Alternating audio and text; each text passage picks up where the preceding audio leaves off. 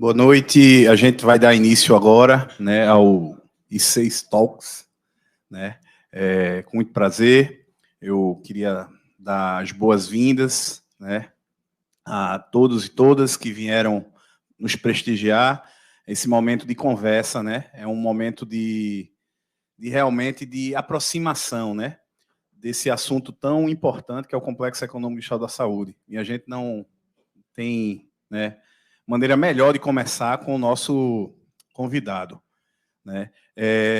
Eu queria agradecer a presença de todos os segmentos. Então, a gente tem aqui, bom destacar, né? Isso é uma ação do INCT, I6, e a gente conta com a presença hoje de alunos de graduação, alunos de pós-graduação, o setor produtivo aqui, os hospitais com seus responsáveis pela inovação, gestores públicos, né, tanto da universidade como de alguns outros órgãos, órgãos de fomento da nossa sociedade, órgãos públicos de fomento. Então, nós temos aqui uma representatividade muito relevante que pensa e anseia um 6 virtuoso, soberano, né?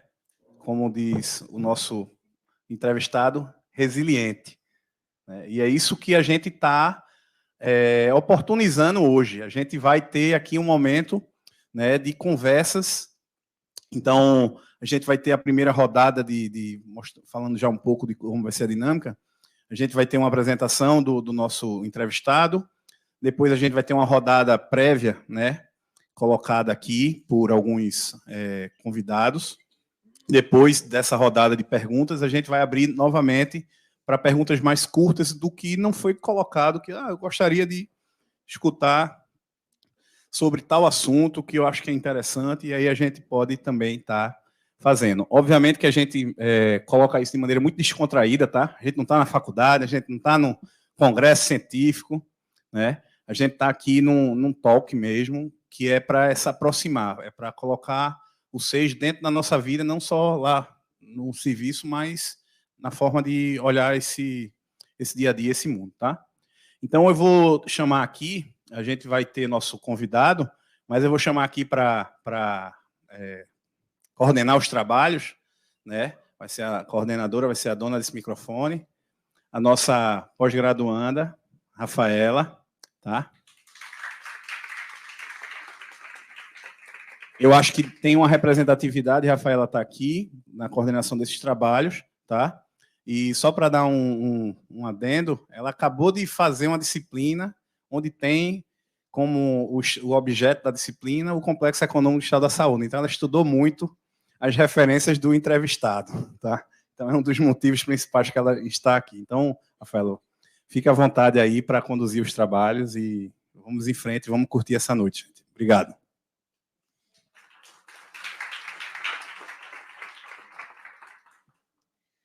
Boa noite a todos. É um prazer estar aqui com vocês, representando a comunidade acadêmica. Como o professor Lamartine falou, eu acabei de cursar a disciplina do professor Tiago Mondonesi sobre o Complexo Econômico Industrial da Saúde, que para muita gente da academia era uma super novidade, a gente mal entendia o que era, e com essa disciplina a gente teve a mente iluminada e ficou encantado por esse projeto, e para mim é uma honra estar aqui hoje. Eu gostaria de convidar o Dr. Gadelha, ele que é formado em Economia pelo UFRJ, mestre em Economia pelo Unicamp e doutor em Economia pela também UFRJ. Ele é secretário de Ciência, Tecnologia, Inovação e Complexo da Saúde do Ministério da Saúde, coordenador científico do Centro de Estudos Estratégicos da Fiocruz, líder do grupo de pesquisa sobre desenvolvimento complexo econômico, industrial e inovação em saúde na Fiocruz. Ele que é o formulador desse complexo, né? É uma honra tê-lo aqui conosco, doutor Gadelha, para conversar.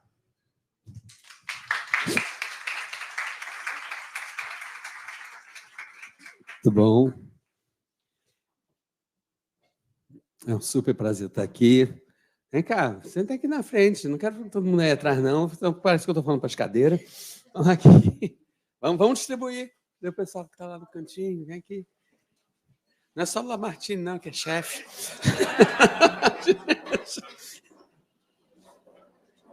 Peraí, onde é que eu deixei você? Porque isso aqui eu quero uma escola depois, que eu dei umas citações que eu quero dizer.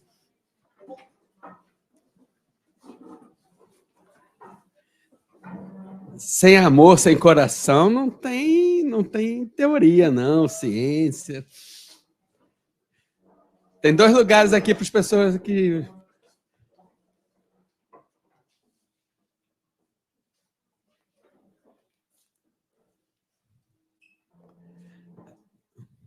Tá bom. Eu ainda estava querendo ocupar aqui. Mas...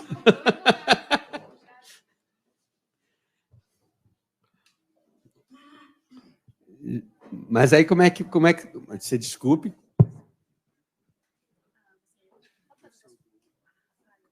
Rafaela, você vai me dar régua e compasso para eu embalar aqui. E aí eu começo. Como é que você está pensando? Nesse primeiro momento, você pode falar aqui com as pessoas sobre você, sua pesquisa, os 6. Fica à vontade. 10 minutinhos. À vontade, com 10 minutos? Meu amor é longo. Não, deixa só ele aqui assim, deixa ele aqui assim, tá? Não, gente, o que eu estou pensando... Então, deixa eu falar aqui. Essas cadeiras baixinhas eu me sinto meio assim, sabe? O que eu estou pensando, agora que eu vi que os 10 minutos, eu tenho que pensar melhor ainda, né? Porque ser sintético é mais difícil do que, né? Do que ser longo, analítico, etc. Mas eu não queria conversar com vocês, fazer o básico, ou dar... Eu quero tomar aqui como um momento mesmo de interação e em respeito a vocês. Eu quero falar aquilo que não está nos livros. Aquilo, né? E lembrei da música do Belchior, depois eu tenho uma citação, por isso que meu celular está ali, porque eu quero falar daquela frase que palavras são navalhas, né? As ideias mudam o mundo. Tá? As ideias mudam o mundo. E a gente traz ideias novas para mudar o mundo. Tá? Então, eu quero falar para vocês um pouco, né, do que está por trás da ideia do complexo econômico industrial da saúde. Né?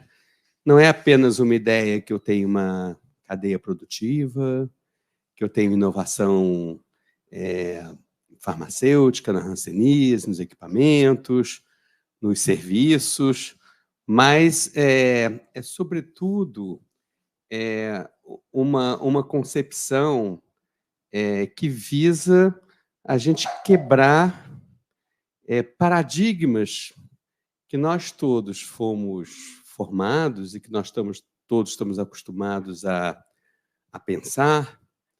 Eu vou até usar aqui uma frase que eu aprendi com minha amiga pesquisadora, Ana Caetano, que hoje coordena o DECIT, e eu depois tenho que dizer o autor dessa frase, né, mas que ela me passou esses dias recentes, mas eu acho que é uma boa coisa para provocar vocês, né?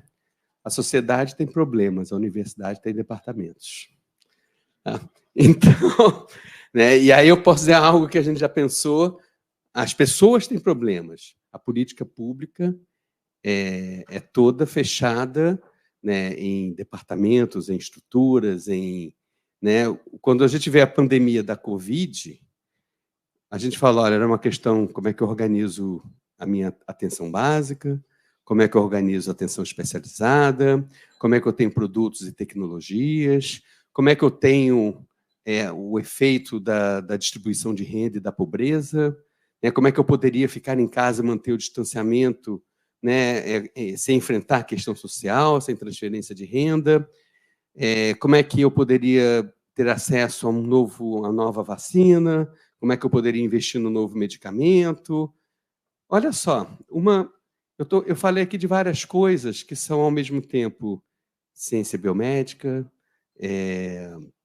tecnologias da área da física, a vacina foi desenvolvida utilizando Big Data, inteligência artificial, eu estou falando de política social, eu estou falando de política econômica, porque quem não tinha soberania e poder econômico e político não tinha acesso a ventilador.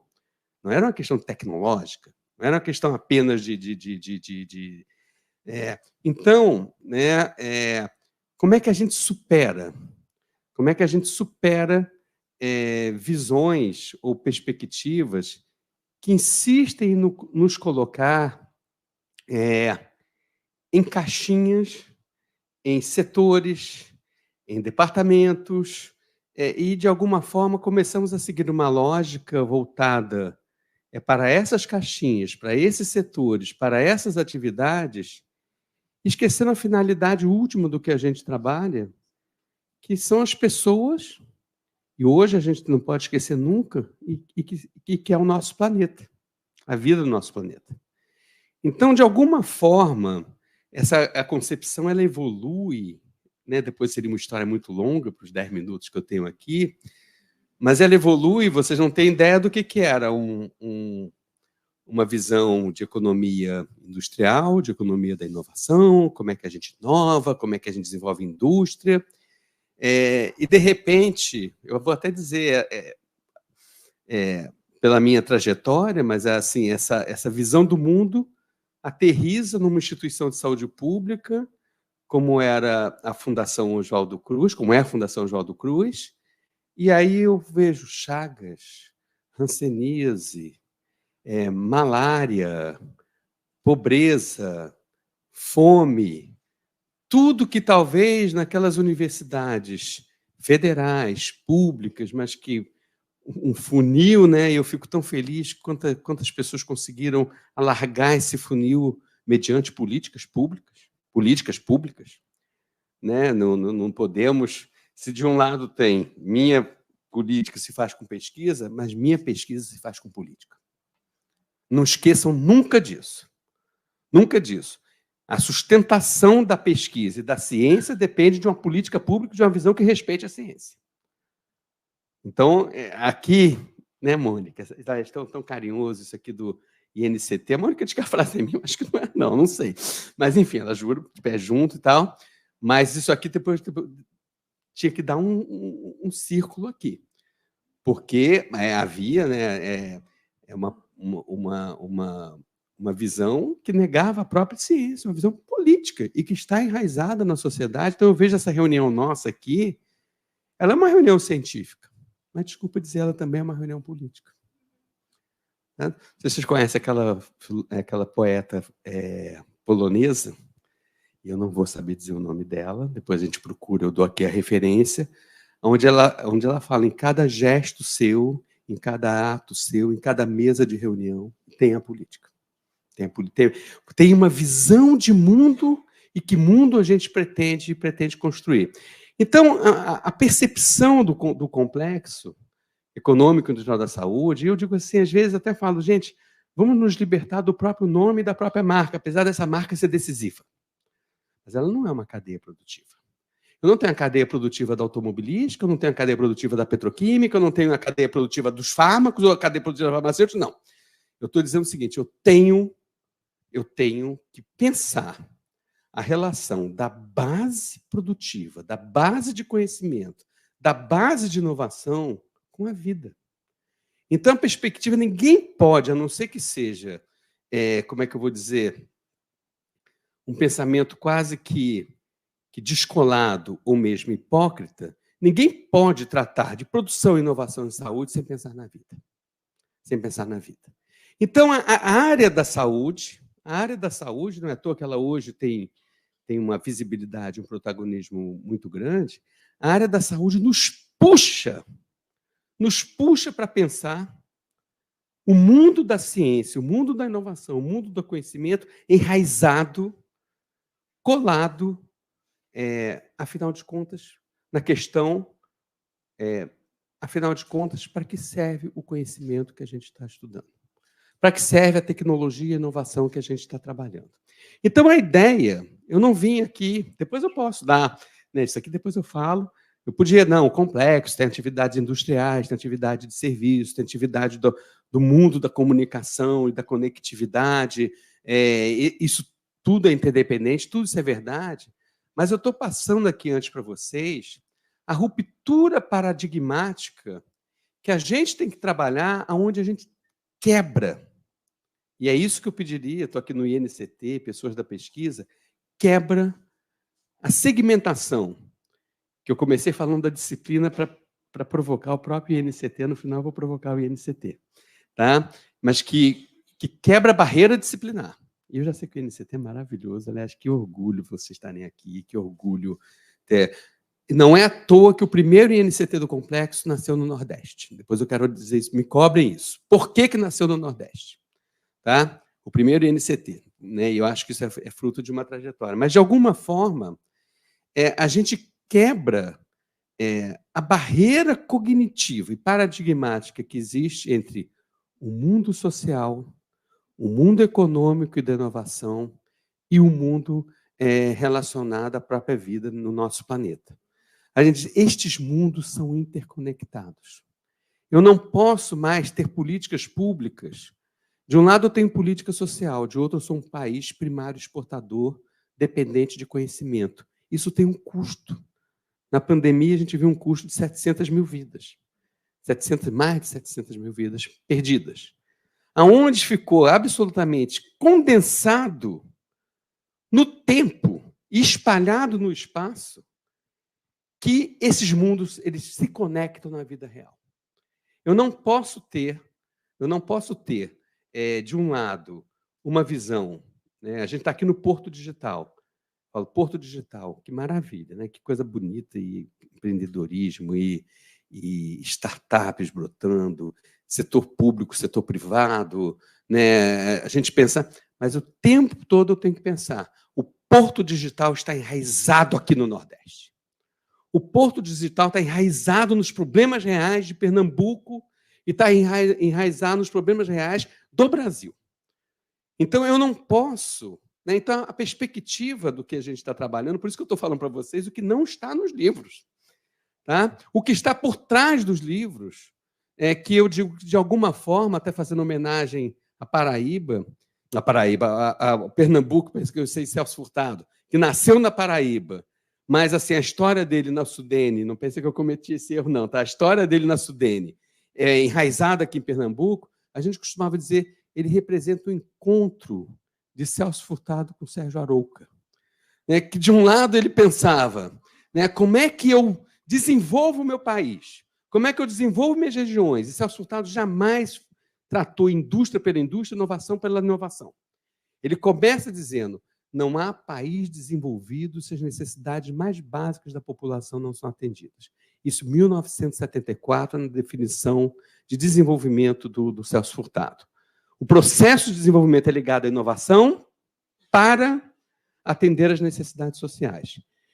E Arouca, e tantos outros da saúde coletiva, são apenas ícones, né, que eu estou trazendo aqui, coloca toda a dimensão de que a saúde é uma questão coletiva e não apenas uma questão social. Então, a gente procura, nessa perspectiva, quebrar diversos paradigmas, né, onde a gente coloca o sistema primeiro, o setor, a atividade, a disciplina depois. Aí vocês vão me falar, Carlos Gadelha, isso é muito bonito, mas isso é genérico pra caramba. O que eu faço com a minha pesquisa em hanseníase? O que isso tem a ver? Vou dizer, tem tudo a ver. Porque a sua pesquisa em hanseníase só terá sentido se ela, eu digo, a visão sistêmica ela pode estar relacionada a um produto, pode estar relacionado a uma tecnologia e pode estar relacionado a uma doença. Por quê? Na hora que eu olhar o problema da hanseníase, eu vou ter que olhar pobreza, eu vou ter que olhar exclusão social, eu vou ter que olhar inovação tecnológica para tratar da hanseníase e as lacunas de conhecimento que eu tenho disso, eu vou ter que olhar para o sistema de saúde, como é que é a atenção primária que permite eu detectar a hanseníase, acompanhar um paciente que tem hanseníase, tratar o paciente e poder cuidar dele ao longo da vida e poder proteger para que outros não sejam acometidos dessa doença. Então, eu estou passando de uma doença, de um problema de saúde pública, eu tenho que ter um olhar, e ao mesmo tempo eu vou dizer, onde é que está o poder econômico e tecnológico que permite eu estudar a hanseníase? Quais são os financiamentos que permitem que eu diga que esta linha de pesquisa é prioritária no Brasil e no mundo? Qual é o interesse econômico que diz que outras áreas, outras doenças com forte potencial de mercado têm mais prioridade do que a própria... Então, olha só, eu estou pegando uma tecnologia, um produto, e eu estou dizendo, vocês têm que sair da caixa, eu tenho que sair da caixa todo dia, até aproveitando aí que a gente está perto das festas juninas, né? Porque a gente tem o problema do pau de sebo. O problema do pau de sebo. A gente vai tentando evoluir e quando a gente vê, a gente está escorregando. Né? Se eu fosse querer ser mais chique, eu falava da montanha de Sísifo. Da montanha de Sísifo. Mas eu prefiro falar do pau de sebo. Tá? Do pau de sebo.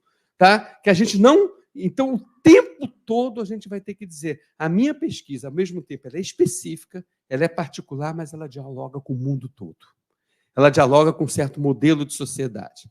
Então, de certa forma, chegaram os colegas da Hemobras, que também é sistêmico, os colegas da Hemobras aqui, muito me orgulho de ser presidente do conselho, e ter, enfim, ajudar um pouquinho, né, nessa trajetória.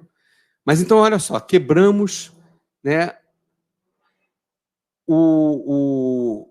a barreira cognitiva, a barreira científica, né? A gente sabe assim, né, que a gente tem que ser puxado, né? A barreira disciplinar, a barreira setorial, quando eu estou falando de política pública, aonde sai uma visão fragmentada, departamentalizada, setorial, e entra a necessidade. Estou aqui olhando também meu colega do LAFEP. O LAFEP tem que se perguntar todo dia para que serve o que eu estou fazendo. Quem é a população que está sendo beneficiada? Como é que eu estou trabalhando? E, ao mesmo tempo, como é que eu vou entrar na inovação tecnológica? Como é que eu vou entrar, enfim, na Revolução 4.0? Como é que nós não vamos perder a corrida? Como é que a gente não vai ficar de joelho, como ficamos na pandemia, e a gente viu isso, né? Outras coisas que a gente pode... Por que eu falei que, de alguma forma, eu vejo a história do INCT, do complexo ter sido criado no Nordeste, né? Porque estou tentando, né, achar um racional e a vida, às vezes, não é tão racional assim, né? Às vezes tem as emergências que saem, ou seja, aquela história toda que a gente não pode prever. Mas eu digo, no Nordeste, nós não podemos nos dar o luxo de não colocar a questão territorial e a questão regional. Nós não podemos nos dar o luxo de, bobamente, ficarmos com uma agenda anti-empresa, anti-inovação e anti-setor privado. Porque nós precisamos, dentro do sistema capitalista, de investimento, de inovação, de articulação. Quando uma empresa grande fecha, e é uma empresa de tecnologia, isso é uma tragédia. Porque são pessoas sendo demitidas que vão dirigir Uber em vez de utilizar o seu doutorado para gerar conhecimento e inovação. Ao mesmo tempo, olha que outra barreira, que eu estou caminhando para outra barreira. Meu Deus do céu, isso pode me cortar. Para outra barreira. A barreira eu não estou dizendo que nós estamos no mundo zen, no mundo que não tem diferença entre Estado e setor privado. Tem diferença. A missão do Estado, fundamental, de um Estado que seja digno de se chamar como Estado representante de um interesse coletivo. A gente sabe que a vida é mais complexa do que isso, são vários grupos de interesse, mas o Estado ele tem que ser presidido pelo interesse social e pelo interesse socioambiental. Essa é a razão de Estado. A empresa tem que ter retorno. Como que a gente pode, no contexto de uma sociedade capitalista, onde o setor produtivo, empresarial, é decisivo para gerar emprego, renda, soberania, como a gente viu, como é que a gente orienta? Eu costumo dizer, quanto mais parceria a gente tem entre o Estado e o setor privado, mais a gente orienta o investimento privado para o interesse social. Quanto menos parceria tivermos, mais a lógica privada da acumulação natural e da busca de rentabilidade natural dentro de um sistema que a gente vive, E eu digo, esta agenda é uma agenda para os nossos filhos, nossos netos, nossos bisnetos. Não é uma agenda. Não é uma agenda etérea de um mundo que não existe. Isso é um pouco essa... Então, outra barreira. Eu me lembro do professor Beluso falando, acho que num artigo de divulgação, jornal, Carta Capital, se eu não me engano, falando, gente, não posso tratar o Estado e o mercado como se eu estivesse num restaurante e o garçom chega com o menu e pergunta, o senhor deseja mais Estado ou o senhor deseja mais mercado? Tá? Então, eu estou tentando... Outro binarismo que a gente procura superar. Nesse sistema econômico, produtivo, tecnológico, que envolve indústria, que envolve serviços, que gera 10% do PIB, que gera 9 milhões de empregos, que gera cerca de 20 milhões de empregos diretos e indiretos, que é a porta de entrada para o Brasil entrar na 4ª revolução tecnológica, ele requer uma articulação público-privado, Estado-mercado, o tempo inteiro. Não podemos, se eu estivesse aqui numa sala universitária, eu estou no Porto Digital, onde essa bagunça, essa relação, essa visão sistêmica já aparece, mas se eu estiver numa universidade e eu olhar assim, de onde veio essa cadeira? Empresa privada. De onde veio este computador? De onde veio o papel que eu escrevo? Eu ainda uso papel. Eu tinha lá uma cola, mas não estou usando nada. Tá? Ainda uso papel. Tá? De onde vem o meu celular? Que eu me conecto. Onde vem a... Então, eu digo, a relação público-privada está enraizada em toda a sociedade dentro de um contexto que a gente vive, de um sistema capitalista. Então, eu não posso ignorar que o Estado é parte essencial de um sistema onde o setor privado existe, e não só existe, onde ele tem que ser reforçado, apoiado, fortalecido e regulado e direcionado.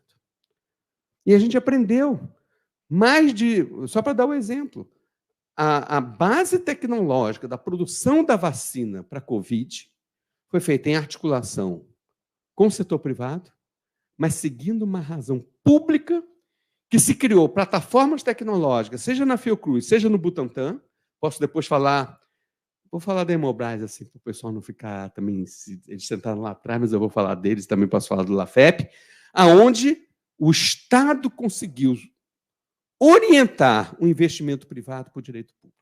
Não à toa para o benefício público. Não à toa que o Brasil, e aí eu vou dizer particularmente da minha instituição, Fundação Oswaldo Cruz, que eu acompanhei de perto, foi uma parceria com a AstraZeneca, uma grande farmacêutica internacional, com a Universidade de Oxford, uma grande instituição científica, e incorporamos uma base tecnológica, sabe de onde que veio?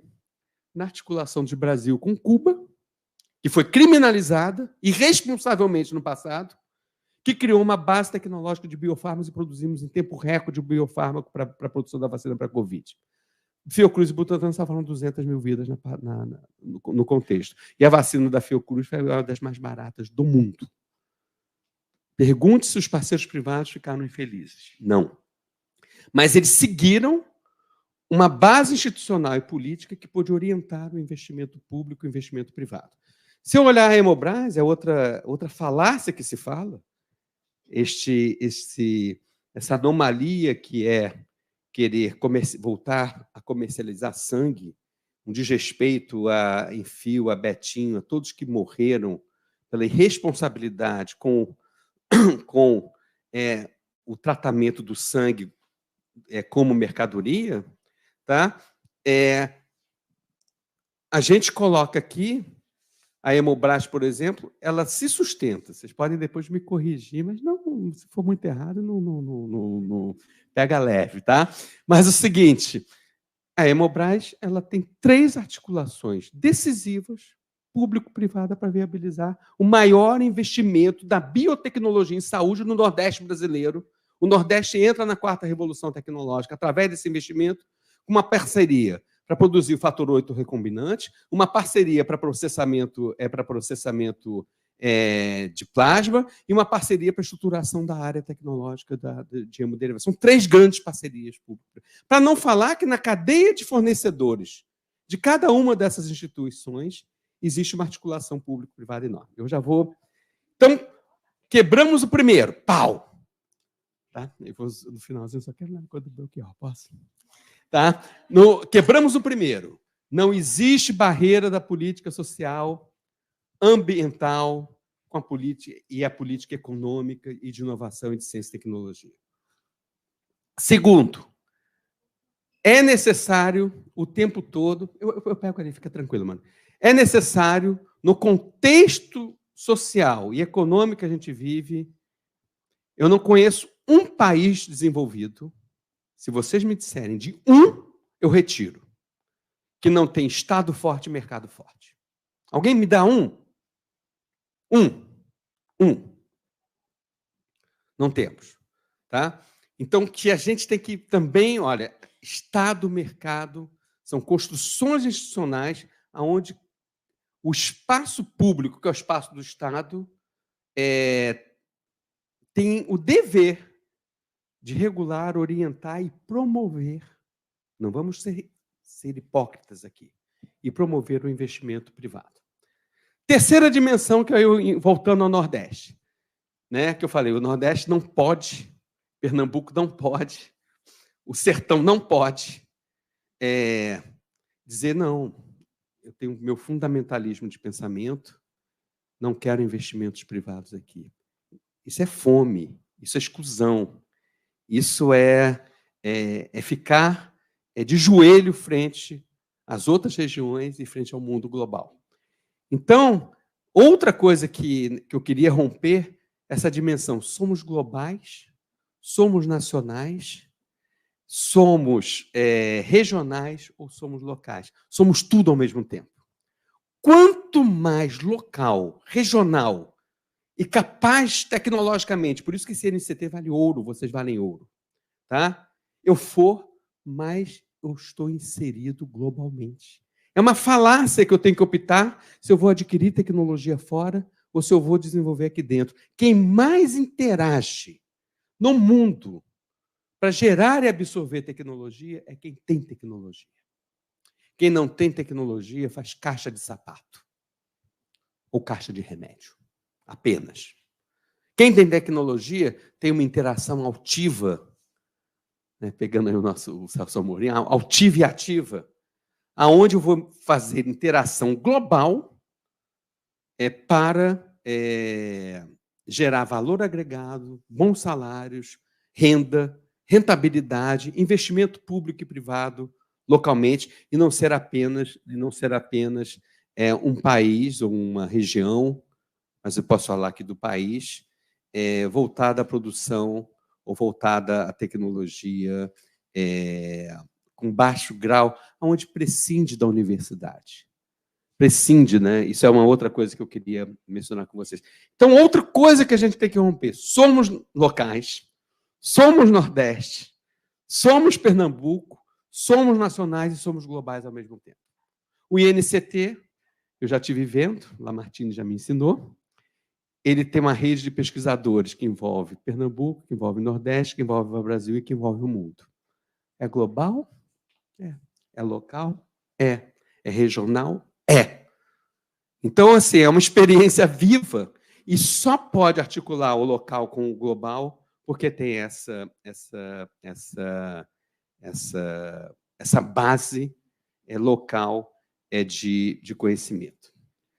Uma última ideia aqui para colocar para vocês é que um pouco o que vem por trás do conceito do complexo é uma visão sistêmica, ou seja, o sistema, nós até podemos dizer, gente, isso é tão complicado, deixa eu fazer minha pesquisa no meu laboratório e não me vem com tanto problema. Aliás, já me falaram isso na defesa, mas eu não queria pensar nessas coisas todas. Só quero fazer minha pesquisa. Pelo amor de Deus, me deixa, para de me dar problema, né? Para de me dar problema, né? E eu vou dizer, o problema invade o laboratório, porque a prioridade do financiamento invade. A diferença social, de raça, de gênero, invade o laboratório. Tá? Esta vida que está aí fora está dentro do laboratório. A nossa ciência, o nosso SUS, eu tenho os trabalhos que mostram isso, a desigualdade de renda, de gênero, de raça está dentro do sistema de saúde. Por mais que o sistema de saúde seja maior, e o nosso SUS, um dos instrumentos maiores de geração de equidade em todos esses níveis que eu estou mencionando. Então, a questão sistêmica Por isso que um sistema produtivo, o complexo econômico do Estado da Saúde, está ligado à soberania, ao desenvolvimento da economia. Deixa eu tirar essa cadeira daqui. Não dá? Pronto, já foi. Está ligado à reindustrialização. Olha só, um sistema da saúde, uma base produtiva de inovação e tecnológica, está ligado ao desenvolvimento da economia, 10% do PIB, soberania nacional. Esse dado já está... A dependência de importação pós-Covid já aumentou. Ou seja, estamos de joelhos se a gente não desenvolver essa base econômica, produtiva, pública e privada dentro do Brasil.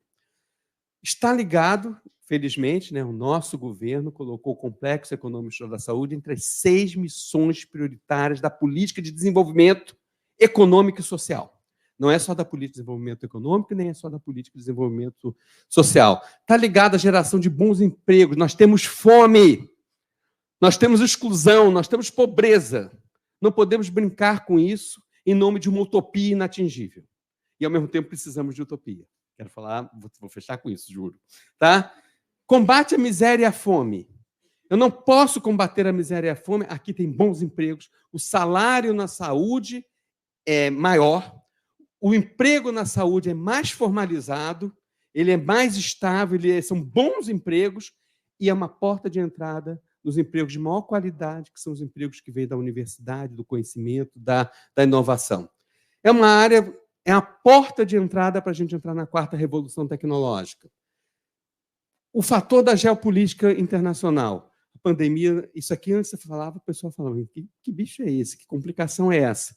Se não temos uma base produtiva, uma base econômica que sustente a política social, seremos tristes, pobres e dependentes. Rezando para que a próxima epidemia, pandemia, não nos atinja perversamente. E, ao mesmo tempo, o campo da saúde, olha que coisa, essa é nova, hein? Tem várias coisas novas aqui, transição digital, em relação ao nosso próprio pensamento. Aliás, Mônica, me lembra de, no final, eu quero falar aqui do que eu espero que vocês façam como jovens, tá? Mas hoje, o campo da saúde, gente, vocês sabiam que entre 6% e 8% da pegada de carbono do mundo é realizada dentro do setor saúde? Ou seja, saúde relacionada a clima, a qualidade de vida. E eu, na produção, na inovação e na pesquisa em saúde, destruo o planeta. A ideia é como é que a gente se transforma de pegador de carbono para capturador de carbono. Do pegador à captura. Da pegada à captura. Podemos até, né, guarda essa. Da pegada à captura. Então, eu digo, isto aqui é econômico? É social? É inovação? É Estado? É mercado? É local? É nacional? É global? É regional? Por que está o mapa do Brasil aqui? Porque o sistema de saúde está em todo o território brasileiro. Não tem um município dos 5.570, é isso? 5.570, se não me engano, é um número próximo desse, que não tenha uma atividade econômica que gere emprego, renda. Um grupo de agentes comunitários de saúde da família, é um verdadeiro arranjo produtivo local. É um arranjo produtivo local, que gera emprego, inovação, renda, etc. e tal. Portanto, quando a gente pensa, por isso que eu quis trazer para vocês, antes de entrar nas figuras, eu pedi para ela me dar só um slide. Fiquem tranquilos, é só um. Só um slide, tá? Por trás disso, tem uma ruptura paradigmática, inclusive que a gente traz para o Brasil. Essa agenda, isso é outra coisa que eu queria dizer. É uma ciência comprometida. Tudo isto foi formulado em âmbito acadêmico. Começa em 2001, bebendo experiências históricas do passado. Começa o primeiro esboço de política em 2008. Tivemos lá a gestão do ministro Temporão, compartilhávamos a mesma sala na Escola de Saúde Pública. Eu vou brincar, né? Um era meio seguidor do Celso Furtado, o outro de Sérgio Jarou, que a gente se encontrou ali e ajudou aquele ambiente cognitivo. Posso falar da Fiocruz, posso falar do LAFEP. É uma organização econômica, o LAFEP? Ele agora saiu, logo que eu ia fazer uma... Ah, tá, ele ali, né? Não o Free, não, que eu não tive que eu queria fazer a homenagem. O LAFEP é uma instituição econômica, é uma instituição tecnológica, é uma instituição social, é uma instituição apenas pública, sem relação com o setor privado? Não, ela é tudo isso. Ela é tudo isso ao mesmo tempo. Ela é tudo isso ao mesmo tempo. E tem que ser isso para ser relevante, para ser importante e para gerar desenvolvimento em Pernambuco, no Nordeste e global.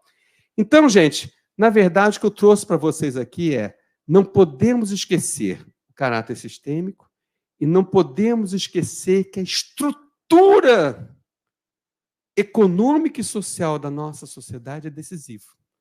Como diz o Celso Furtado, voltando, o mais difícil da inovação tecnológica não é a técnica, é a transformação social. Porque enraizado numa técnica, existem os interesses arraigados no passado. Aqui eu trago uma frase do Milor Fernandes. O Brasil tem um enorme passado pela frente.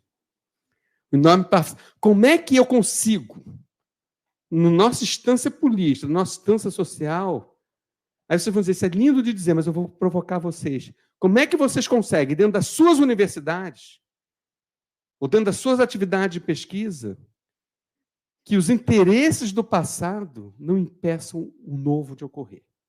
Não impeçam o novo conhecimento de emergir? Que a lógica de dar bolsas e de financiamento privilegia o velho e não o novo. Privilegia quem já conhece, quem tem publicações lá em cima, e não quem está começando a publicar e quem está começando a furar aquela bolha. Então, isto que eu estou falando é global, é nacional, é regional, é local e está dentro do seu laboratório. Está dentro do seu laboratório. Aonde o sênior impede que o júnior vire sênior, ou a menos que ele domestique o júnior, até o júnior ficar igual a ele, e aí ele pode crescer. E aí ele pode crescer. Então, estou trazendo uma agenda, desculpe aqui a coisa, e aí eu vou só citar, me dá meu celular aqui, que eu não quero deixar de citar uma frase, não é exatamente a frase que eu trouxe aqui, mas quando a gente está estudando, quando a gente está fazendo ciência, né, a primeira coisa que vem dele também, deixa eu ver se essa aqui eu me lembro de cabeça, né? Viver é melhor que sonhar. Tá? É uma proposta de vida, baseado no sonho, numa utopia. Sem projeto de vida, sem projeto de futuro, eu não tenho presente. Então, e ao mesmo tempo, sem que eu transforme as minhas ideias, a minha concepção, isso serve para você, em vida das pessoas e do planeta, eu não estou transformando, eu não estou sendo, deixa eu ser moderno, já que eu estou no Porto Digital, eu não estou sendo translacional. Porque eu não estou dialogando com a ciência, com a tecnologia e com a vida. Segundo, né, passo para vocês aqui, né, que eu acho que serve para todos os acadêmicos e tal, que vocês sejam ousados, irreverentes, provocadores, tá? E a frase que eu trouxe, um parágrafo assim, não me peça que eu faça uma canção como se deve. Correta, branca, suave, muito limpa, muito leve. Sons, palavras são navalhas. Eu não posso cantar como convém, tá? Então, acho que vocês, jovens, aliás, fiquei encantado. Adorei ficar tirando foto com vocês. Fiz uma farra. Achei hoje uma farra. Hoje foi uma alegria, né? Tratem o conhecimento de vocês como uma forma de transformar o mundo, né? Eu tenho certeza. E aí a ideia... Você falando, o Lamartine vai me demitir, né? Eu chamei ele para falar do complexo econômico, ele falou de tudo e menos... Né? O que eu quero dizer é o seguinte, o que a gente está falando é que esta ideia, esta visão, ela nasce de uma perspectiva de mudar o mundo. E vocês, jovens, que trabalham em ciência, tecnologia, inovação, e trabalham com a vida de pessoas, queiram vocês ou não, tá? Tem a possibilidade de usar o conhecimento de vocês, né, para que viver seja melhor do que sonhar. Obrigado, gente. Pode me demitir, pode... Obrigada, Meu Deus, eu não vou ver o tempo. Não vou ver, que eu vou pedir desculpa. Obrigada, doutora Gadelha, Agora eu vou ficar quietinho. Pela sua fala. Acho que todos nós nos sentimos muito contemplados com essa fala extremamente necessária, uma coisa que a gente discutia bastante na disciplina do professor Tiago, que está ali atrás, como o período... Tiago deve ter dito assim, que professor maluco que vocês arrumaram, né? Como o período de pandemia que a gente viveu escancarou a nossa necessidade de ser um país soberano em ciência, em tecnologia, em saúde. O quanto não dá para a gente ser soberano sem falar de hanseníase, sem falar de doença de Chagas, sem falar de doenças de cunho social, né, que são pessoas que têm uma cor, que são pessoas que têm uma classe.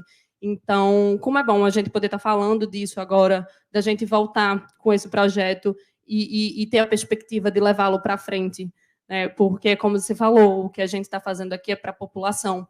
E ter pessoas de todos esses setores envolvidos aqui, pessoas da indústria, pessoas da academia, pessoas que estão trabalhando no desenvolvimento de tecnologia para o tratamento da hanseníase, é um momento único. Obrigada pela sua fala. Agora a gente vai abrir as perguntas que foram enviadas.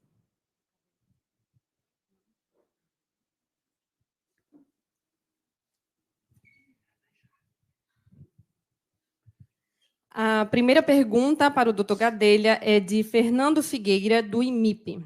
Senhor secretário. Ele está aqui? Pode ser. Eu achei que era simpático, não? Mas olha, eu só vou ter que ler, viu, Gadelha? Porque... Não, então vou voltar para a Rafaela. A voz dela é mais legal. Assim. Em vista do seu compromisso em fortalecer o complexo econômico e industrial da saúde, e considerando a necessidade crítica de inovação tecnológica para avançar a saúde no Brasil, ressaltando, inclusive, considerando a subsistência bibliografia publicada, notadamente a constatação de elementos perpetuadores de inequidade no ecossistema de saúde global, eu gostaria de saber como o Ministério da Saúde planeja colaborar com instituições como o IMIP, na integração de pesquisas translacionais e biobancos focados em oncogenética para câncer, que afetam predominantemente mulheres, como colo de útero e mama. E diante das disparidades históricas na alocação de recursos, onde regiões como o Nordeste frequentemente recebem menos investimentos comparado aos grandes centros do Sudeste, poderia detalhar se e quais políticas o Ministério está implementando para assegurar uma distribuição mais equitativa da infraestrutura e fundos operacionais, e como se não bastasse, além disso, quais são as principais fontes de financiamento que serão mobilizadas para sustentar esse projeto, e aí eu falo de sustentação, e de grande impacto social nessas áreas historicamente desfavorecidas. Então, tem um papel dos filantrópicos, eu estou aqui feliz, né, como instituição filantrópica de ensino e pesquisa, privada, mas filantrópica, 100% SUS, e falo sobre a necessidade de discussão da inequidade de distribuição de recursos dentro do cenário nacional. Notadamente, tem um assunto específico que nos interessa, que é a oncogenética com foco em patologias de câncer de mulheres. E, para além do start, que claramente a gente está vivendo, o que é que a gente pode imaginar de processo de sustentação, de sustentabilidade a longo prazo, do que por hora está sendo iniciado? Muito obrigado. Eu acho que é melhor eu esperar uma rodada, né? Porque não, e eu falei muito, também deixar as pessoas, né? Você concorda? Você que manda aqui. Vamos lá. Eu estou aqui seguindo as regras. Temos mais 3 perguntas. Então, deixa Tá. 3, para não ficar nem tanto, nem Tá bem. Pode ser? Pode ser. A próxima Farias está aqui também. Tá, a próxima pergunta vem da Sudene. Farias? Não, a gente... Agora que ele falou, acabei de concordar. Então, vamos lá. Qual o espaço, o papel do Nordeste na produção industrial do SEIS? Por exemplo, na parte de bioquímica e farmacêutica e na parte de equipamentos e cadeia produtiva de equipamentos laboratoriais e hospitalares. Ou seja, não apenas serviços. Qual pedaço da parte industrial que vem para o Nordeste? Essa foi a pergunta vinda da Sudene. A terceira pergunta é Lafep, Bahia Pharma e Hemobras, relacionado aos programas prioritários. Dentre os programas prioritários mencionados, como o Programa de Parcerias para o Desenvolvimento Produtivo, PDP, pode contribuir para a autonomia nacional da produção de medicamentos e vacinas. Tem também sobre a matriz de desafios produtivos e tecnológicos. Quais são os maiores desafios para implementar a matriz de desafios produtivos e tecnológicos em saúde no contexto atual do Brasil?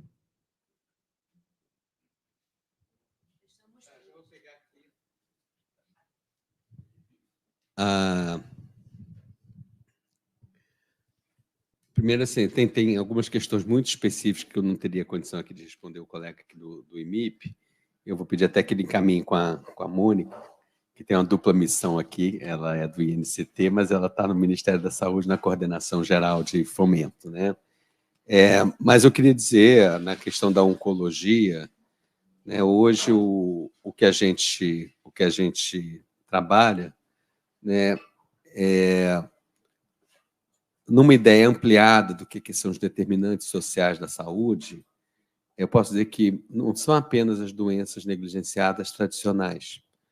Então, se eu olhar câncer, por exemplo, se eu pegar o câncer de colo uterino, se eu pegar o câncer de pênis, o câncer de ânus, que eu tive no INCA há pouquíssimo tempo, e eu aprendi isso lá, tá? Acho que a gente sempre tem que estar ouvindo. Eles são absolutamente socialmente determinados. As comunidades mais vulneráveis, as pessoas mais excluídas, as pessoas que não têm acesso básico ao saneamento, etc, etc. Então, acho que primeiro que eu queria colocar aqui essa área, né, a área das doenças crônicas, a área do câncer, a gente tem que ver como é que a gente tem uma política, vou ser muito direto aqui, para pagar as contas, porque hoje virou, se a gente vai numa feira de oncologia, é uma verdadeira feira de negócios. A feira de negócios, assim, produtos de altíssimo valor. Tem até uma brincadeira que eu faço, né? Eu escrevi um artigo na área de oncologia junto com colegas que me chamaram, né? Não foi nem numa revista não, foi uma revista, enfim, média internacional. Artigo meu que mais bombou. Olha só, gente, o interesse desvinculado da necessidade social, como espaço econômico, invade a própria publicação científica, as citações, a divulgação, as referências, era uma chuva de convites para congressos e não sei o quê. Entre nós, nem o artigo que eu acho que foi muito bom, não. Não é aquele que eu... Não vou falar mal. Era bom, estava bom, mas não é aquele que a gente coloca na vitrine. Então, eu acho que tem uma agenda aí que eu coloco para o IMIP e para esse trabalho. Hoje, o tratamentos com terapia celular chega, às vezes, a ser 2 milhões por ano para uma pessoa. Né? Ou seja, ou mais. Então, como é que a gente entra no CART-CEL, entra nas novas tecnologias, entra nas novas terapias? Porque nós não podemos, se nós defendemos o SUS, não pode ter uma saúde para pobre e uma saúde para rico. Eu não posso ter como no avião que eu entro, hoje em dia você pega um avião internacional, eu tenho 8 classes, né? 10 classes, né? Você tem a primeira, tem a executiva, e aí vai, eu até falo, gente, teve uma coisa que foi bom, que eu sou mais baixinho, porque eu posso ficar na cadeira mais apertadinha ali, né? Porque se a pessoa tem 1,80 m, 1,90 m, ela é obrigada a pagar muito mais do que... Na saúde, eu não posso ter a classe que vive 50 anos, a classe que vive 55 e a classe que vive 90 anos. É eticamente inaceitável. Então, eu acho que tem uma agenda, né? Eu até costumo dizer, a visão do complexo, ela pega as doenças tradicionalmente tratadas como negligenciadas, mas ela pega a outra ponta, aonde que estão as novas tecnologias que têm muito interesse econômico. Não é uma visão de falha de mercado. A gente só trabalha onde o mercado falha. Gente, o mercado, como ele não segue a lógica social, ele falha sempre. Ele só não vai falhar se ele estiver junto com o setor, com o Estado. Não punindo e perseguindo o mercado, mas orientando, direcionando e dizendo... Por exemplo, acho que não há nenhuma política pública de financiamento subsidiado, de incentivo tarifário, de incentivo fiscal, que não possa ter no final do caminho para qual segmento da sociedade ele está contribuindo. Então, a gente refuta, isso é que é importante dizer. Pena que também eu queria falar isso para o pessoal da área de desenvolvimento econômico. A gente refuta políticas de desenvolvimento que não sejam presididas pelo interesse público e interesse social. Ou seja, a empresa é o meio, o fim é a sociedade. A inovação é o meio, desculpa dizer, a ciência é o meio. O fim, mesmo numa visão científica de longuíssimos prazos. A gente apoia estudos longitudinais que são de 20, 30 anos, para a gente entender o perfil genético da população, a interação das pessoas com a condição de vida ao longo da sua trajetória toda, a importância dos programas sociais, programas que funcionam, que não... mas ele está ligado com... Né? Então, eu queria dizer... E o financiamento, ele é... Aí eu vou dizer, eu vou devolver a bola, o quanto mais nós formos fortes em defender que saúde é desenvolvimento, que saúde tem essa potência que está aqui nessa figura, que a gente tem que, aí, desculpa dizer, o cientista vai ter que sair da sua torre de marfim, pôr os pés no chão. Não é que a gente vai ter que todos nos transformarmos em ativistas políticos, cada um tem sua natureza, o que gosta de fazer, o que não... Mas o cientista pode colaborar. Eu não aceito um cientista que recebe recurso público e não possa informar a sociedade melhor do que as fake news e o lixo que a sociedade está sendo entupida. Então, o compromisso social do cientista, para mim, ele é cada um respeitando a si mesmo. Um vai entrar na área política, vai ser candidato, outro vai... Agora, uma ciência descomprometida não existe mais, até porque não tem ciência descomprometida. Você pode até não querer ser comprometido, mas quando você abrir o olho, você está comprometido com alguma coisa. Alguém está financiando, alguém está pagando, alguém está utilizando, alguém está transformando em patente, alguém está viabilizando em acesso, alguém está viabilizando a transferência tecnológica ou não, enfim, tá? A questão industrial do Nordeste, eu acho que é ótimo. Essa visão não é o Nordeste ser apenas dos serviços. Né? A gente, isso não deu tempo de eu falar, porque já tinha falado demais, a gente quebra a barreira entre indústria e serviços. Eu digo, eu não posso tratar o sistema industrial longe do serviço, porque ao tirar o serviço, eu tiro as pessoas. Então, não é, olha só, entre nós, baixinho, não é só política industrial e de inovação. É política para um sistema produtivo que envolve indústria e envolve serviço ao mesmo tempo. Porém, nós não podemos correr o risco, porque a tendência natural do mercado é da concentração. Quer dizer, se eu vou olhar a vantagem comparativa estática, nunca teríamos feito investimento na Hemobras. O LAFEP seria uma loucura. A gente reproduziria para dentro do Brasil a desigualdade que a gente vai no mundo. Eu digo, para uma instituição do Sudeste, se alguém diz do Sudeste que o Nordeste não tem chance, quem do Sudeste diz isso deve dizer, o Brasil não tem chance. E eu que estou no Sudeste não tenho chance. Então, a agenda regional e local deve ser uma agenda nacional. Aliás, diz a grande professora Tânia Bacelar, desse estado aqui, aprendi muito com ela, também já trabalhei em desenvolvimento regional, aprendendo muito com ela, a política regional tem que ser uma política nacional. Pergunte se os Estados Unidos não faz política regional para suas regiões, onde que ele fez, entrou em regiões secas para gerar novas tecnologias. Se a Europa não fez política regional para incluir a Irlanda, a Grécia e Portugal. Perguntem. Então, foi uma política, inclusive, de bloco regional. Então, eu acho que o Nordeste tem que reivindicar e atuar seriamente, focadamente, que o Nordeste participe da 4ª revolução tecnológica em saúde. E aí envolve indústria, envolve serviços, envolve...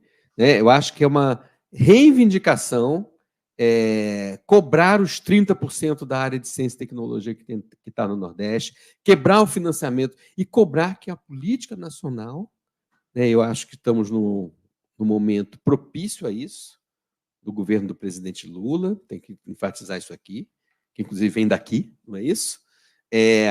Para onde, digo, a diversidade da população. Diversidade não é desigualdade. A gente não pode confundir. Eu tenho que ter medicina de precisão, tenho que ter medicina específica para né, personalizada, se quiserem chamar, mas sempre com uma visão de redução de desigualdade respeitando a diversidade. Tá? Então, acho que isso aqui é muito importante. Lafep, Bahia Pharma e Hemobras. Acho que isso aqui eu já respondi. Né? Eu acho que são investimentos. Está aqui seu Cid da Bahia Pharma. Quero aqui saudar, seu Cid está aqui. Um privilégio, né? Enfim, está aqui, seu Cid da Bahia Pharma. Né? Assim, quem disser que a Bahia Pharma não tem chance, que o Lafep não... Né? No fundo, nós temos como é que a gente cria uma arquitetura e um modelo institucional. Isso eu me lembrei agora do Carlos Lessa, um grande economista já falecido, foi presidente do BNDES, que falava, qual é a grande tragédia?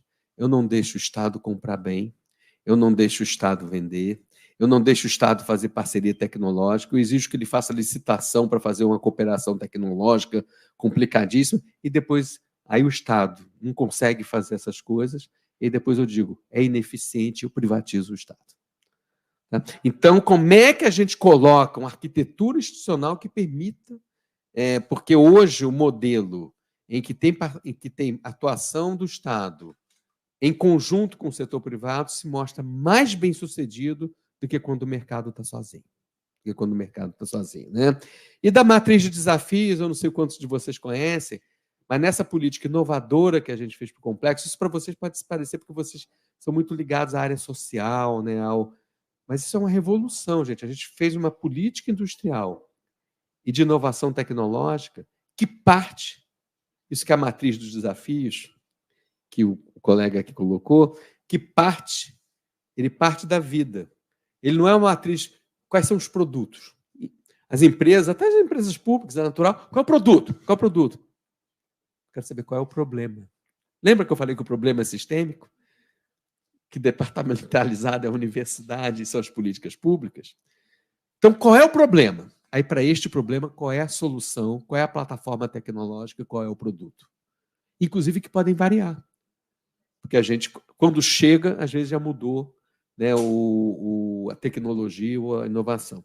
Então, eu paro por aqui para a gente continuar na rodada. Obrigada, doutor Gadelha. Temos tempo para mais perguntas ou a gente pode abrir para o público? A pagelança? Alguém gostaria de fazer alguma pergunta? Rapaz, ali atrás. Pode vir aqui para frente. Tem lá atrás, tem aqui na frente, tem a seu si. Eu vou continuar no 3 em 3, tá?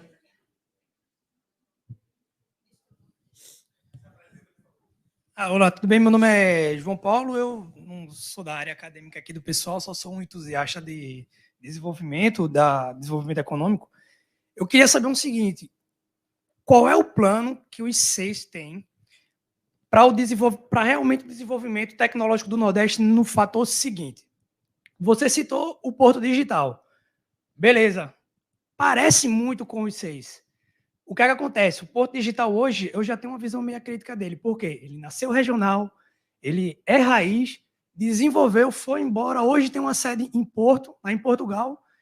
E Pernambuco, ele anda... Vamos supor, tipo, o Porto Digital cresceu muito e se distanciou da sociedade. Tipo, as soluções hoje aqui em Pernambuco, a gente anda com um atraso tecnológico grande. A gente tem no Brasil também atraso tecnológico grande. Ou seja, foi algo que criou regional e, de repente... esqueceu da sociedade, pulou, foi embora. As nossas taxas de desemprego ainda continua grande. Então, eu queria saber, assim, o que é que vocês têm de plano para não deixar isso acontecer? Ou seja, vai crescendo, e parece querer atender tudo, mas não atendeu quem estava ali próximo, onde começou. Beleza, isso aí. Obrigada pela pergunta. Mais 2 perguntas. Tá bom. Ela também fica 4 no primeiro bloco, ela também está boa noite, me chamo Igor, eu sou doutorando, sou pesquisador, né? Trabalho com desenvolvimento da hanseníase, no desenvolvimento do projeto. E eu tenho uma pergunta, que essa pergunta ela se perpetua desde que eu entrei na graduação e até nesse momento. Hoje estou no meu primeiro ano de doutorado, que é a fuga de cérebros. Muitas pessoas já chegaram para mim e conversando ao longo do tempo, né, com pessoas que terminam o doutorado e elas ficam sem aquela perspectiva de onde é que eu vou trabalhar. Pessoas que geralmente foram para fora conseguem oportunidades de, a palavra que eu falei, de fuga de cérebro, ou seja, Pessoas que desenvolveram aqui no Brasil, elas vão para fora. Elas não geram valor para o nosso território. E uma outra pergunta era na questão da nossa vulnerabilidade da produção de IFAs, de insumos farmacêuticos ativos. Que eu acredito que quando um país ele tem uma produção de IFA, ele vai necessitar de cérebros de pessoas que estejam capazes para trabalhar ali. Então, a pergunta que eu faço é, qual é a proposta, quais são as políticas que o SES pode implementar, e tanto o Ministério da Saúde, para que daqui, talvez não agora, mas daqui a 2, 3 décadas, possamos ter um país que ele desenvolva IFAs e não seja tão dependente de importações como da China e Índia. Gente, na verdade, eu vou fazer um comentário, viu, meu querido? Porque as perguntas que eu teria para fazer com a dele, ele não ia me responder. Então, eu vou... Eu elogiei tanto ela, agradeci tanto ela ter vindo aqui. Hein? Não, primeiro eu queria agradecer demais estar aqui, né? Agradecer a Lamartine, Mônica, o próprio Gadelha. Eu mudei minha parte, eu ia embora quando eu soube que tinha esse evento aqui, fiquei com a roupa do corpo, praticamente, mas acho que é super importante a gente ouvir Gadelha. Mas eu queria só fazer um comentário, como o Gadelha começou a fala dele falando de política, eu queria lembrar que o nosso SUS, que está ali no meio do mapa, é um sistema importantíssimo. A gente tem coisas no SUS que fazem inveja aos países desenvolvidos, como o Programa de Saúde da Família, o Programa de DST-AIDS, tratamento de hepatite C, a nossa Anvisa. São várias coisas. O nosso SAMU, a gente saber que se a gente cair ali na rua, com 15 minutos, o Estado brasileiro vem resgatar a gente. Então, assim, e são coisas extremamente importantes, mas que estão sempre na berlinda. E a gente está vivendo um momento desse. A ministra Nízia, que trouxe Gadelha para lá, está sendo ameaçada, né, no seu cargo. E eu acho que a questão política a gente tem sempre que pensar. Vocês que são jovens, a gente precisa... O SUS é muito recente na história, o SUS tem 40 anos, é mais velho do que a maioria de vocês aqui, mas é muito recente na história do Brasil. E é em função do SUS que existe o SES. Se a gente não tivesse o SUS, não tinha nenhum sentido a gente fazer um complexo econômico industrial da saúde, né? Porque para servir o privado, a gente já tem muita gente. O SES é para servir o SUS e a população brasileira. E eu acho que a gente tem que ter isso sempre, né? Porque a gente ouve todo mundo falando muito mal do SUS, mas a gente precisa falar bem do SUS e defender o SUS, porque é por causa deles que vocês pesquisam, e é por causa dele que a gente, Lafep, Bahia Farma, o próprio SES existe. Então, eu só queria fazer essa lembrança.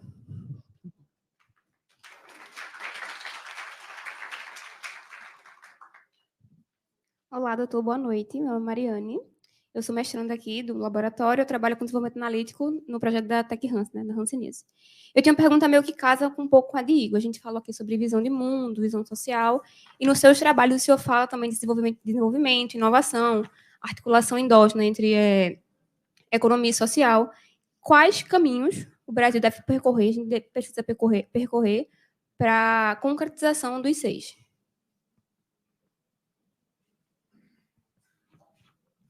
Obrigada pelas perguntas e vamos às respostas. Não são nem respostas, são comentários para a gente continuar no nosso diálogo. Né? E vou aprendendo aqui com as perguntas de vocês, né? O João Paulo, né? Cadê ele?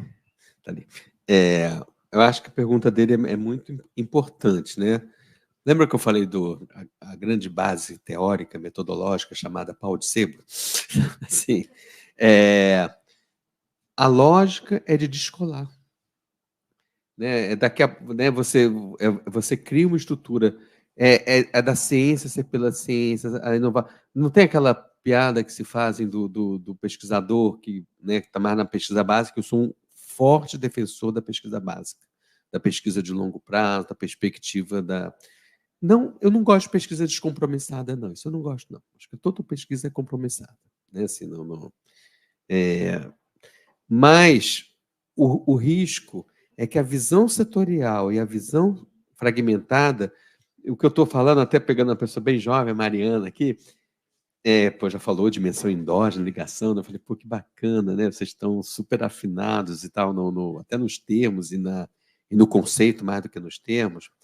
Mas, assim, tudo conspira para a gente ser fragmentado, setorial, para a gente... os indicadores de produtividade científica, tudo conspira para a gente se... Então, eu digo, eu acho que não pode ter política de tecnologia, de inovação, que esqueça o final. Mas eu digo, eu não posso pedir que o mercado seja Estado. Eu não posso pedir que uma startup não pense como é que ela vai gerar lucratividade, como é que ela vai... Mas eu posso pedir que o Estado seja Estado. Tem uma musiquinha aí, tá até gostoso, mas só para dizer que tem uma musiquinha. Mas eu posso pedir que o Estado pense no... E aí eu falaria isso em qualquer lugar. Nós temos que reivindicar o tempo todo, até conversando um pouco com a Celci, né, assim, que o interesse público esteja por trás de quem recebeu o recurso público. Eu acho que, né, e se tem um descolamento, é nosso papel gritar, reivindicar e cobrar. Eu não posso admitir, conversando com o colega do IMIP, porque isto, gente, a lógica do capital, ela se reproduz, inclusive, nas nossas mentes. Daqui a pouco a gente vai para o mercado que mais publica, né, para as revistas que mais... Né? Aliás, o mercado editorial hoje é um mercado como qualquer outro. Né? 10 bilhões de dólares, nem tinha o dado, já vou até usar para depois eu tento dar referência. Mas, enfim, né? Sou muito cioso dessas coisas. Então, acho que esta agenda é uma agenda permanente. Desculpa, não é aprendi, está resolvido. Não, é uma agenda de luta. Tá? Por isso que eu falei da navalha, pensamento, né? Terminei com Belchior saindo de uma agenda científica, não foi uma citação, né? Enfim, é que nós temos o tempo todo conspira para separar a inovação, separar a vida, separar... Gente, vocês acreditam? Eu participava, essa eu estou respondendo vários, eu participava como representante da SBPC no Conselho Deliberativo da FNDST, todo mundo aqui sabe o que é essa sopa de letrinhas, a ministra briga sempre quando a gente usa, né? Eu também queria falar aqui da importância aí da nossa ministra. E eu participava do CT Saúde, que é que todo mundo também sabe o que é. Vocês acreditam que teve uma discussão em que eu propus que o SUS fosse uma das prioridades? Eu fui voto vencido por unanimidade, sobrou só eu. Dentro da comunidade científica. Não é verdade também que era só o governo bolsonarista, etc. Dentro da comunidade científica, que estava no CT, não, porque isto amarra a ciência. Gente, isso é uma incompreensão completa. Porque se nós temos um sistema que é universal, equânime, integral, ele não permite dizer que tem coisas que não é para o SUS. Você tem coisas que não é para o SUS, você está defendendo que a primeira classe viva 100 anos e que a última classe viva 50 anos. Porque se nós temos um sistema universal, um pouco que a FURA eu aprendi lá na Fiocruz, ou é para todo mundo ou é para ninguém. Ou é para uma visão coletiva ou é para ninguém. Nós, como pesquisadores, né? E aí, né, essa discussão vai se voltar lá, eu vou voltar, pau de sebo, tá? Subir de novo no pau, e uma hora a gente se segura e não cai, uma hora a gente se segura e não cai, e acho que é muito bom, né? O compromisso social da ciência. E aí eu acho que a gente tem que saber, eu acho que é muito bom, a lógica do complexo, a empresa que atende ao SUS vai atender o mercado privado, vai exportar, vai gerar musculatura industrial de inovação, tudo isso é importante, mas o sentido do apoio público e das políticas estatais, no caso o sentido primeiro é contribuir com o SUS e uma ação de saúde global movida pela redução da iniquidade em termos globais. Eu colocaria o global também nessa perspectiva, né? E aí a fuga de cérebros que o Igor falou, por isso que a visão estrutural, isso não deu tempo de falar, que eu estava já culpado de tanto que eu falei, é que, eu vou dizer, você não combate fuga de cérebros, nem proibindo os cérebros de saírem, isso seria uma maluquice, e nem culpando o pesquisador que recebeu recurso, que não sei o quê, né? Porque ele conseguiu... Você combate a fuga de cérebros mudando a estrutura econômica. Você tendo que produzir e gerar inovação aqui, vai ter Estado comprando, vai ter financiamento, vai ter condições de... Você combate... Não culpe a universidade. Não culpe a universidade porque não tem relação com a empresa. Eu acho até que tem que se modernizar para ter. Mas a gente tem que dizer, se eu não tiver um sistema produtivo, denso, tecnologicamente de conhecimento, eu só vou ter mercado para Uber. Desculpa. Então, eu digo, olha só, a agenda... Gente, a gente está com ouro. O presidente Lula aprovou o complexo ser uma das 6 prioridades nacionais. Eu falo, o pessoal acha que eu estou, lá sei, viajando, alguma coisa. Já trabalhamos para o petróleo é nosso. A gente tem que trabalhar para a saúde é nossa. O direito à saúde é nosso. E para o direito à saúde eu tenho que ter uma política de ciência, tecnologia e inovação nossa. E eu tenho que ter, por isso que é tão legal aqui a gente ter empresas no Nordeste, Hemobras, Lafep, Bahia Pharma, podia citar todas, né? Que estão aqui, né, na Paraíba, no Amazonas, enfim, vários, né, Fiocruz em vários dos estados aqui também presentes, né, a gente reivindicar esta agenda como uma agenda que permite, inclusive, a retenção de pessoas que se qualificaram no setor público e no setor privado. Né, eu acho que isso é absolutamente... E aí eu vou dizer, não é apenas uma política científica, é uma política voltada à estrutura produtiva que gera aquele emprego. E aí, então, eu digo, desculpa dizer, mas a gente vai ter que estar junto na luta pelo desenvolvimento. Que não seja o desenvolvimento do século XX de gerar petróleo, aço e automóvel, e sim o desenvolvimento do século XXI, que é gerar vida, equidade e inclusão. Vida, equidade e inclusão é a nossa razão de ser, né? Também queria que né, a Mariane, né, como ela mencionou, mestrando aqui, né, os caminhos, e também dialogando um pouco, né, com o Igor, né, que eu acho que todo o apoio que a gente tem que dar, além do critério social que nós conversamos, é aonde está o núcleo do conhecimento. A maior desigualdade que tem raça, que tem território, que tem nível de renda, é a desigualdade do conhecimento. Se a gente ainda hoje, e olha aqui, vários de vocês me falaram que foram frutos das políticas implementadas no governo Lula de 2003, depois 2008, depois seguiu, vários de vocês me falaram, fiquei super emocionado, né?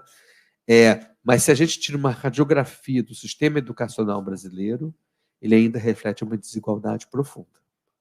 Né, onde a gente pega todas essas categorias e a gente vê. Né? E aí, eu digo, a gente só,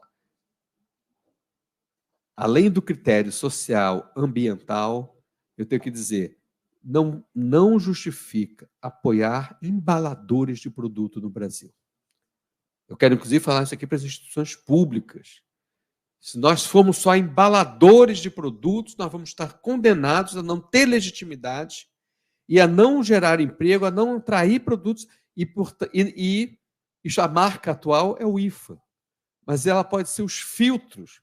O meio de cultura de uma planta biotecnológica é todo importado. Se vocês passeiam no laboratório de vocês, os equipamentos, a dúvida é se é da Alemanha, se é da Suíça, se é do Reino Unido, ali é dependência pura. É dependência pura que a gente está trabalhando. E o IFA é uma grande marca que chega... Né, inclusive que a sociedade brasileira passou a ver com muita importância. Eu vou dizer o seguinte, em bom português, apoio a medicamento sem ter a perspectiva de produzir IFA no Brasil, eu sou contrário. Tá? Não é aceitável, a menos em algumas exceções, aonde a tecnologia farmacêutica de formulação, usando nanotecnologia, tenha uma relevância singular e aonde não faça sentido, por escala econômica ou outras dimensões, se produzir no Brasil. Mas, como norma geral, sem núcleo tecnológico e sem atender a sociedade ao planeta, não tem jogo. Mas foi ótimo você me perguntar isso, porque eu tenho que colocar a questão tecnológica e de inovação é um desafio nacional também, aonde eu não consigo atender o desafio social e ambiental sem ter o domínio do conhecimento e da tecnologia. No artigo que eu fiz com a nossa ministra, ela como primeira autora, a gente falou a raiz de toda desigualdade é a desigualdade do conhecimento. Então, a gente tem que... Né, e qual o desdobramento disso? Não justifica eu apoiar nada que eu não esteja apoiando o conhecimento e a redução da desigualdade no conhecimento. Temos espaço para mais perguntas? Última rodada.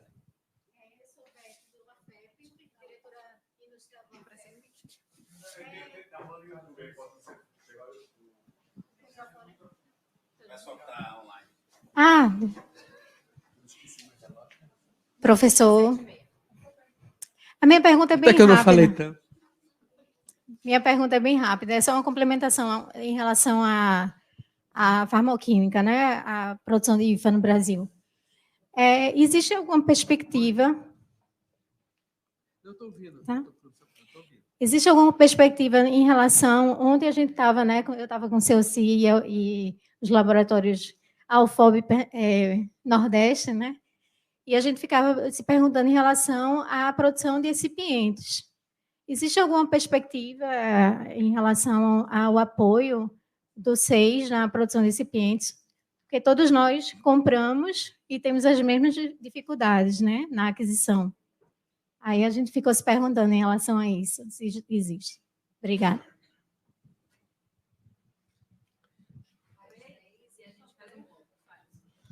Mais alguma pergunta?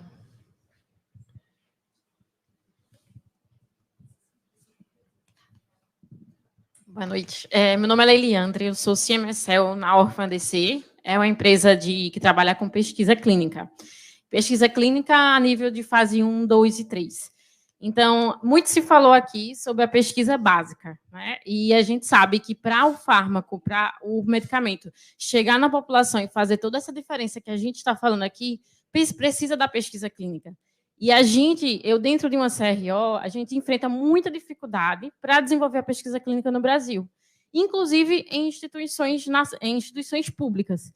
Há uma burocracia enorme para a gente trazer uma pesquisa clínica que vai resultar em um fármaco para a população. Então, eu queria saber se o SEIS tem algum braço voltado para pesquisa clínica nesse nível, fase 1, 2 e 3 para o Brasil. Última pergunta, professor Fábio.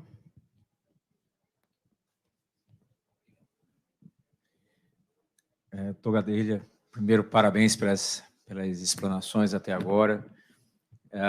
Eu sou o professor Fábio Cavalcante, da Universidade de Pernambuco, estou com o Lamartine e Mônica nos 6, e sendo um grande entusiasta de todo esse projeto.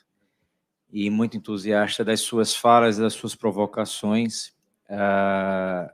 Eu estava conversando ali com o pessoal do laboratório da Lamartine, do NCQMC, que eu fui convidado, digamos assim, por professora Sueli Galdino, a sair da bancada molhada para a bancada seca, e naquela época estudando muito já os seus artigos, embebido por muitas das provocações suas, de Reinaldo Guimarães, de Eduardo Urias, de toda essa turma que forjou os conceitos do Complexo Econômico Industrial da Saúde. E acredito que você sempre foi um batalhador por esse trabalho territorial, por essa possibilidade do desenvolvimento local e regional, que a gente, enquanto nordestino, espera tanto que isso seja vislumbrado pelos gestores públicos lá em Brasília, que olhem para a gente com um olhar diferenciado. E me parece, e não veja isso como uma provocação pessoal, mas muito pelos resultados que a gente vem vendo das publicações mais recentes de estímulo a financiamento, que não é mais uma situação de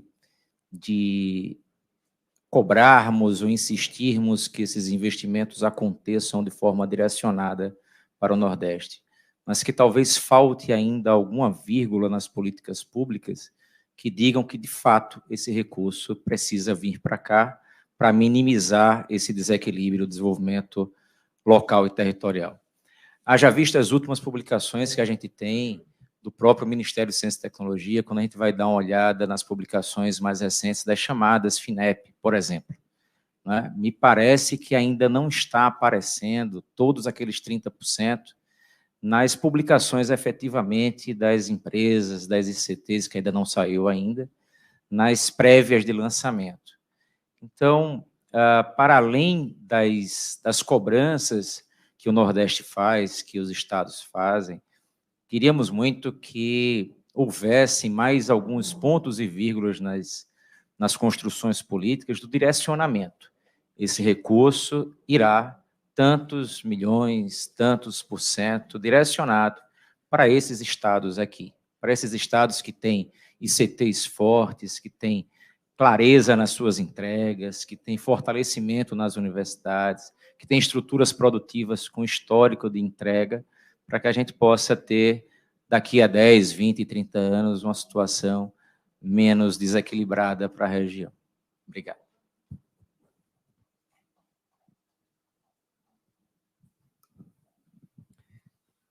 Já posso ir? À vontade. Falando aqui com a nossa diretora industrial do LAFEP, né?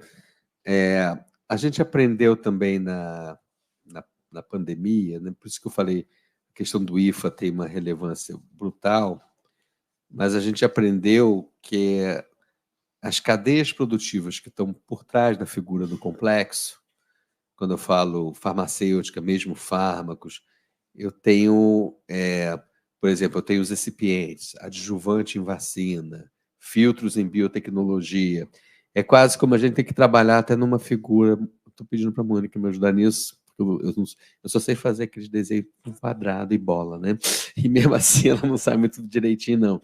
É para a gente fazer a figura tridimensional do complexo, não que ele vire cadeia produtiva, que eu esteja falando sobre a petroquímica, o petróleo e o fármaco, porque aí a gente fica naquela visão apenas técnica.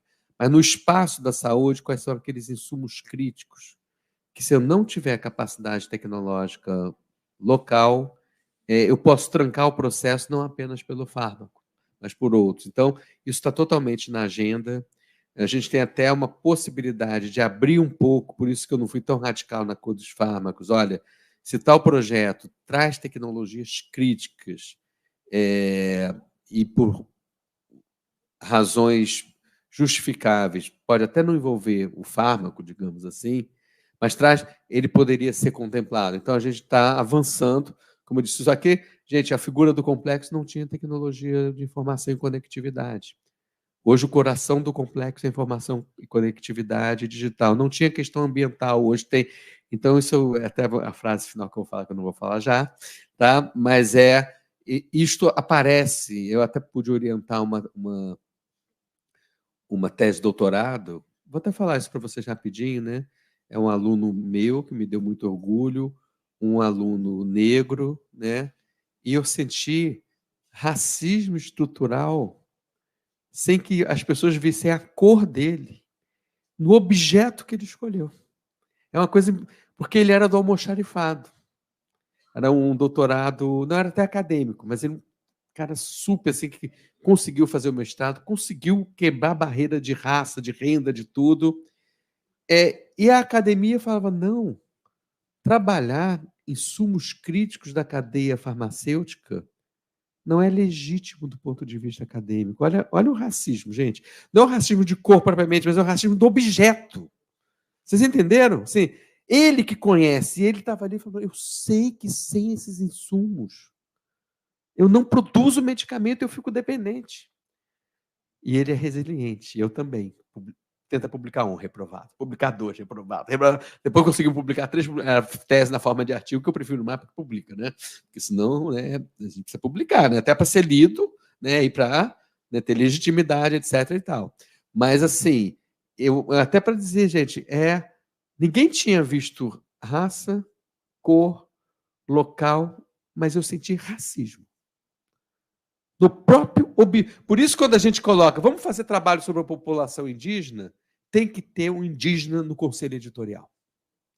Vamos fazer trabalho sobre raça, tem que ter diversas raças representadas em quem vai selecionar. Ou seja, a diversidade não é uma política compensatória da ciência. Isso aqui eu já estou me descolando do complexo. A diversidade, ela enriquece a ciência. Ela traz objetos em que a ciência não vê como ciência, né? E aí, desculpa que eu viajei na sua pergunta, né? Mas é importante dizer isso. É importante dizer isso, né? Então, e questões que pareciam questões não científicas, não dignas de uma tese de doutorado, na pandemia mostrou que era ali que estava o perigo. Era ali que estava a questão, era ali que estava o gargalo crítico. Ou ali também, né? Ou ali também. Tá? Pesquisa clínica, só para te dizer que na nova política industrial brasileira, quem é que foi perguntou mesmo? Né? Que a nova política também está escondidinha. A nova política industrial brasileira, uma das linhas é o reforço da pesquisa clínica, fase 1, 2, 3. Acho que é importante a gente ter o cuidado de não embarcar nessa agenda anti-sistema CEP-CONEP. Ele tem que melhorar, ele tem que avançar, mas são 16 mil colaboradores. São 900, não é isso? 900 centros. Em vez da gente matar o bicho, a gente tem que melhorar o bicho, né? E estão criando uma conturbação que pode paralisar o sistema. Eu digo que pode gerar um efeito inverso. É igual na área de sangue e hemoderivados, que se eu comercializo e autorizo a comercialização, a minha visão é que eu posso ter um apagão de doação de sangue. Porque quem doa sangue, são 3 milhões de pessoas, pode ser desestimulado porque agora o sangue virou mercadoria. Além do problema de qualidade, o problema de você explorar populações vulneráveis, excluídas. Enfim, e no caso da pesquisa clínica, tem um risco, e a boa notícia que eu quero dizer é que ele está na agenda. Se a gente abre a política industrial, fortalecimento da pesquisa clínica está na agenda. E o Fábio, né, eu não tenho propriamente a resposta, Fábio, mas eu acho que nada como a gente mostrar a riqueza. Eu vou brincar, né? O Nordeste nos garantiu a democracia. O Nordeste nos garantiu o respeito à ciência. O Nordeste tem que reivindicar que a inovação seja feita aqui dentro, né? Porque a gente deve ao Nordeste, o Brasil deve ao Nordeste a democracia e a volta da ciência. Tá? E aí eu acho, não tem como, Fábio, não. Agora, só para você não achar que é genérico, pegar os projetos concretos que a gente tem e nos questionarmos. A universidade está gerando riqueza aqui na região, o Porto Digital está se descolando do objetivo que ele foi criado. A nossa, eu vou dizer porque é a nossa, porque eu sou sou presidente do Conselho da Hemobras. Então, estamos não podemos na Hemobras que a agenda da inovação e da produção local e de estimular a cadeia produtiva regional e a cadeia tecnológica não seja a missão da Hemobras. Senão vira enclave. Aí fala, não, fez um investimento em Goiânia. Mas fez um investimento em Goiânia, cadê a articulação regional que está puxando investimento público, privado, ciência, tecnologia e inovação? LAFEP, né? Cadê a universidade e o investimento e as tecnologias e inovação dentro? Senão não justifica. Senão não consigo justificar, né? Então, só para a gente... Eu não quero ficar em respostas como convém, para pegar o que, temos que nos provocar o tempo todo. Eu tenho que provocar os cientistas, vão ficar sempre chorando. E é um choro justo, tá? Que falta reagente, que para importar reagente é um inferno, e não me traz uma agenda para produzir reagente nesse país. E não me traz uma agenda. E às vezes eu digo, compro o meu produto, vou pegar aqui vocês, meu produto é prioridade, porque eu fiz aqui no Brasil. Só que tudo que eu compro é importado e eu não me questiono. E eu não coloco como uma ação estratégica como é... Aí eu posso citar Michael Porter, né? Todo mundo que estuda administração no curso básico faz o Michael Porter, né? Estratégia competitiva, darará. Aí, não, mas ele é bom, porque ele fala do diamante da competitividade. O Michael Porter é absolutamente nacionalista, absolutamente localizado, só que como é americano, não é que ninguém o acusa. Aliás, o usam como profeta, como bíblia, como não sei o quê. Ele fala da importância do diamante local. Como é que eu crio o diamante da competitividade que ele fala? Como é que eu crio sistemas e cadeias produtivas de suprimento localmente enraizadas? Dá exemplos diversos, vai desde relógio da Suíça, a indústria automobilística não sei aonde, que eu crio um sistema produtivo e tecnológico. Então, assim, A gente tem que cobrar, desde o laboratório de pesquisa até as empresas públicas e privadas que estão aqui, o que elas estão trazendo de valor, adicionando valor para estar aqui. Senão, eu não vejo sentido em incentivo financeiro, fiscal e de garantia de compra pública, né? Gente, estamos terminando? Eu quero, né, Lamartine. Vai ter? Não, então tá bom, então tá. Então, parei aqui. Obrigada pela participação, o Lamartine gente. não queria meu elogio. Passar a palavra para o professor Lamartine. A gente agora para a última fase, né, do talk show, que é as despedidas, os fechamentos, né? Então eu vou fazer alguns comentários aqui para poder Rafaela conduzir, e eu acho que é muito justo a gente terminar com uma última palavra do entrevistado, no caso nosso hoje, doutor Gadelha. Então, eu vou falar antes do que esse do entrevistado é mal comportado pra caramba, desculpa, Lamartine. Mas é isso, inquieto. Eu, na coordenação do INCT, né, do I6, eu queria agradecer mais uma vez a todos os participantes, não só dos membros, né, dos pesquisadores que estão ali, como já foi dito aqui, nos seus laboratórios, tentando resolver um problema que vem com um monte de problema e às vezes assusta, mas também todas as pessoas da cadeia do Complexo Econômico do Estado da Saúde.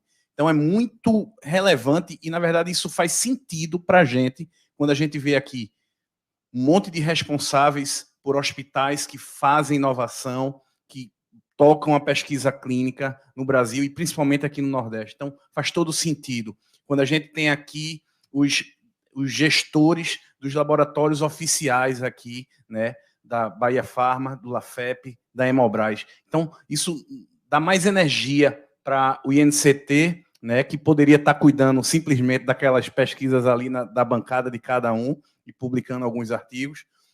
Então, os estudantes, né, e não só os pesquisadores, os professores que fazem essa rede acontecer, mas também os estudantes, né, como a gente teve aqui algumas perguntas, né, e da nossa apresentadora, que faz isso acontecer. Então, e ainda do pessoal que toca no dia a dia o INCT. O INCT não tem uma capacidade de administração, não, tá? A gente só ganhou o nome, a chancela, e aí a gente tem que secretariar, organizar orçamento e tal. Então, eu queria agradecer, né, a professora Magda, não sei nem onde ela está, sempre topa, né, professora Magda da Unicap, a organização e a condução desse evento, que foi organizado em tempo recorde, 3 dias, tá? Doutor Gadelha e professora Mônica inventa as coisas e a gente realiza. Então, foi mais ou menos isso. Nosso pesquisador lá da Engenharia Biomédica, mas representando Porto Digital, professor Fernando, então, que trouxe toda essa estrutura aí do Porto Digital, não mediu esforços de mobilizar não só a estrutura, mas alguns atores também que ele tal. Meus coordenadores, né, professor Luiz, que é meu vice-coordenador, professor Wellington, professora Mônica, que foi roubada, né, foi captada pelo Ministério da Saúde, mas um dia ela volta, não volta, doutor Gadelha? Ela é local, regional e nacional. E global. E global. Ela vai querer ampliar isso aí depois, né? Então, agradecer a todos, de fato, que fizeram acontecer esse evento. Eu sei que vai ser difícil a gente manter esse nível aqui no talk show, né, no talk do I6 Talk, mas a gente vai tentar, nas próximas edições, que isso aconteça, né? E aí, deixando, né, a provocação, que foram feitas algumas aqui, quando eu acho que a maioria das falas, elas se resumem no grande ponto central. O Nordeste, ele merece ser atendido, ele merece contribuir. Lógico que quando ele merece, quando ele recebe, existe a exigência, existe a necessidade, a responsabilidade, né? Então, eu acho que tem que ficar muito claro que a gente não está pedindo um favor, a gente está se oportunizando, a gente está dizendo, ó, a gente tem esse papel local, regional, global, né, em todos os sentidos, em todas as falas aqui, do ponto de vista de formação de RH, né, só um parêntese, a CAPES, ela é um dos aspectos hoje julgados na pós-graduação, é a relevância social. E eu fico me perguntando qual é a maior relevância social de uma pós-graduação no Nordeste. É meio piada a pessoa querer julgar isso aí nesse sentido, mas acontece, tá? E compara-se com a relevância social do eixo sul e sudeste. Mas, voltando, então, em todos os sentidos de formação de recursos humanos, do ponto de vista de inovação da bancada seca, da bancada molhada, do desenvolvimento social. Então, o I6, né, o INCT, ele nasceu e vive hoje com essa busca, com essa intenção de não fazer o básico. Era muito simples a gente somar os artigos de todo mundo que está lá naquela lista, de um monte de pesquisador legal, e fazer um relatório. É muito mais do que isso. E a gente só consegue, ou só vai conseguir fazer isso agregando todo mundo e transformando com as ações que foram postas aqui e aproveitar o momento. Então, só agradecer a todos e vou deixar para o fechamento aí, né, de Rafa e doutor Gadelha, para a gente, na sequência, ter ainda uma palhinha aí de música, boa música, né, com Públios e alguns poemas, e a gente terminar essa noite. Pernambuco de Nordeste. Pode ser muito baiano também, porque tem muita música boa na Bahia.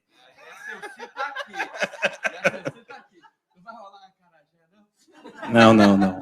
Bolo de rolo, tem bolo de rolo ali, tapioca. Tá, então, vou passar a palavra aqui, agradecer mais uma vez a todos, de fato, esses atores que estão aqui, os que não puderam vir também, que estão online, agradecer e passar a palavra para a Rafa, para ela depois fazer a condução final aí com as palavras finais do doutor Gadelha.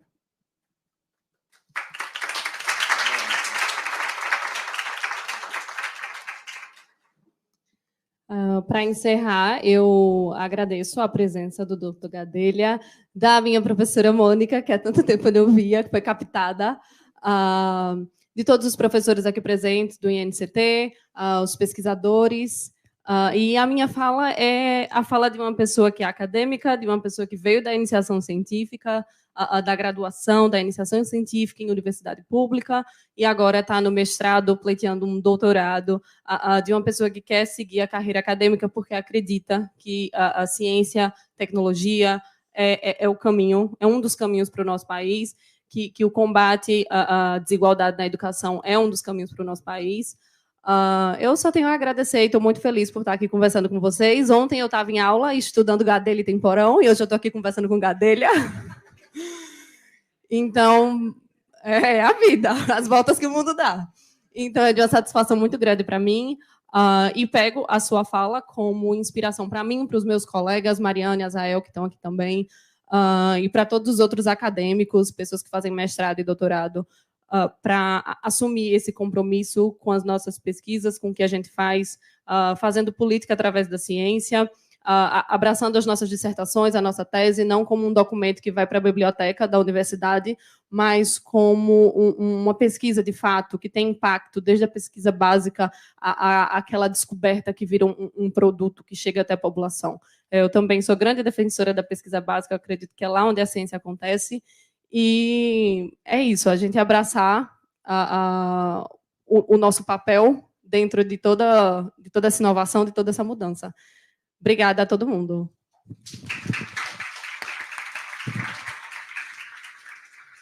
Só vou ficar em pé porque eu vou ter problema com a cadeira baixinha. E... Deixa eu dar a caneta. Porque aqui tem 3 colinhas do que eu queria falar aqui. Não peguei cola hora nenhuma. Vou fazer uma brincadeira de pegar aqui, né? Quando eu era criança, né? Aí eu lembro que eu sempre fui meio Caxias, então, e eu morria de medo de esquecer o alfabeto, né? E era ABCD, e ficava no alfabeto. E aí eu falei, eu vou levar um papelzinho, se eu esquecer, colar, né? Vou levar um papelzinho, e eu fiquei tão nervoso com colar e com esquecer o alfabeto que eu não precisei do papelzinho, e desde então sempre escrevo tudo no papel, e aí eu não uso o papelzinho quando eu vou fazer o checklist, falei de quase tudo. Mas aqui no final, eu queria falar com vocês 3 coisas, né? Primeiro, super agradecer Lamartine, Mônica, Rafa. Eu tinha pensado, quando a Mônica falou, um evento, tal, eu falei, vamos sentar na salinha e tal, daqui a pouco tinha até um momento cultural, não sei o quê. Eu mandei aqui nosso encontro para a nossa ministra da Saúde e nossa ministra da Ciência e Tecnologia, que as duas ficaram super empolgadas, né? Sabem do que está ocorrendo aqui, né? Nossa, olha como, né?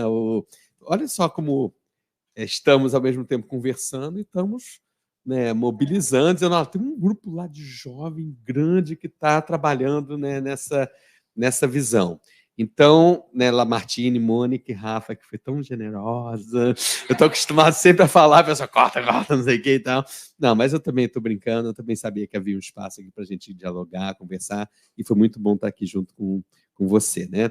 Então, eu queria primeiro falar com vocês, porque eu sei que a minha fala é muito totalizante, é muito abrangente, mas é dizer o seguinte, o trabalho que vocês fazem no laboratório, que vocês fazem na sua vida específica, ele é muito relevante, e talvez a maior riqueza do INCT é que ele não foi um INCT de economista, ele não foi um INCT para pensar as transformações, o jargão da economia, estrutura produtiva, ele foi um INCT que já está ligado a produto, a processo, a própria vida, as doenças negligenciadas, né? Eu estou dando muito exemplo da hanseníase porque eu sei que tem uma linha muito forte, mas que pode ser, inclusive, mais amplo, né?